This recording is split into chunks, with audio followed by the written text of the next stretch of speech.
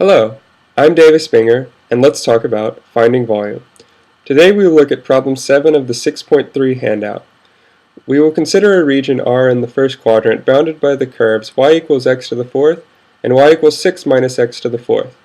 We will use R to construct two shapes and find the volume of each shape.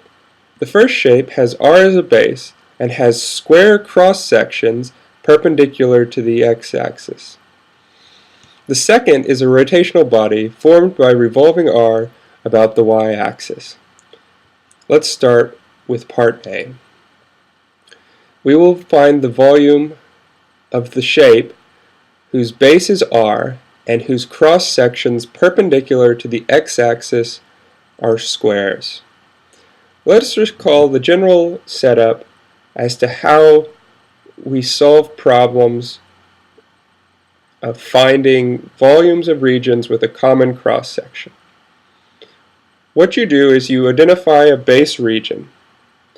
You identify a bound on the base region. It exists from, say, values of x equal to a to values of x equal to b.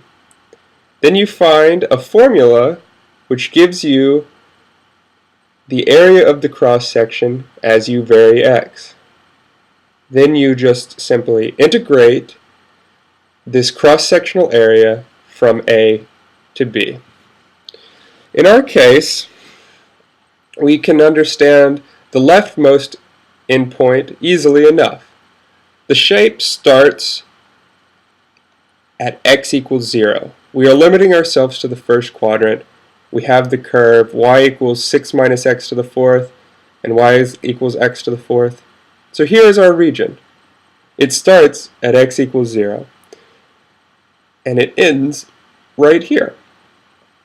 So we've figured out the starting point. We will equate these two curves, the formulas for these two curves, to find the second point.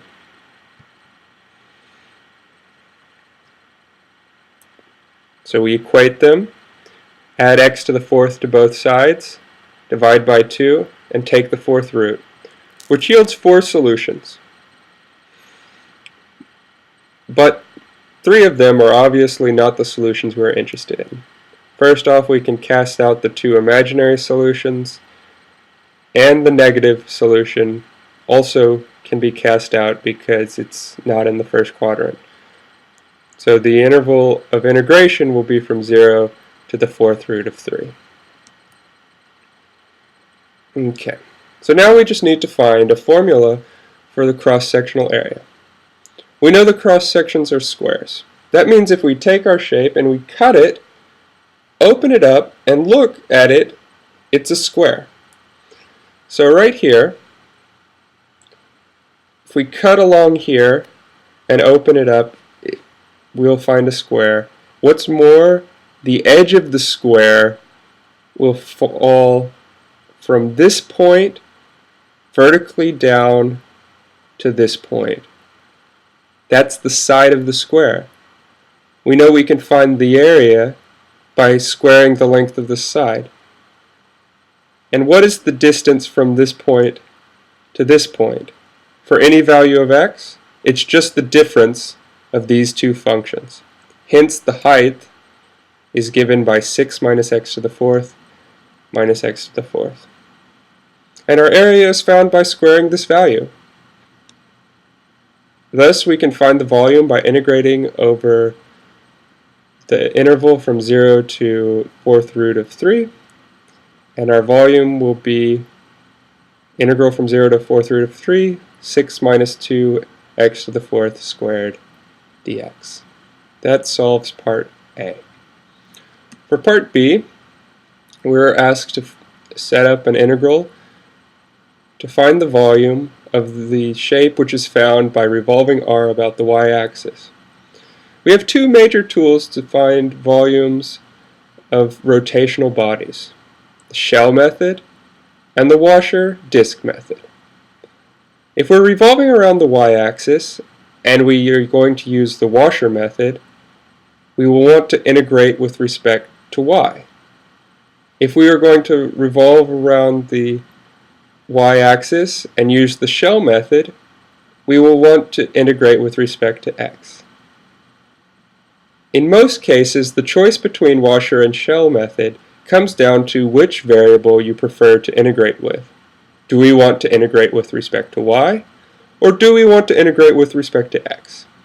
As we have a good understanding of the bounds of the region with respect to x, and our formulas are already written in terms of x, the natural progression will be to set up an integral to find the volume with respect to x. Hence, we should use the shell method. Recall that the general formula for finding the volume using the shell method is volume is equal to 2 pi integral over the bounds of the base times of the radius times the height dx. Now, the interval of integration is the same as in the previous problem because our region has not changed. We will still integrate from 0 to 4th root of 3. As we are revolving about the y-axis, the radius is equal to x, and the height will just be the same height we found in the previous example. So we just need to set up the integral correctly. We have the volume is equal to the 2 pi integral over the bounds, which is 0 to 4th root of 3. X is our radius. Our height will be x minus 2 times x to the 4th. And we integrate with respect to dx. Alright, that takes care of this particular problem. Thank you for listening. Have a good day.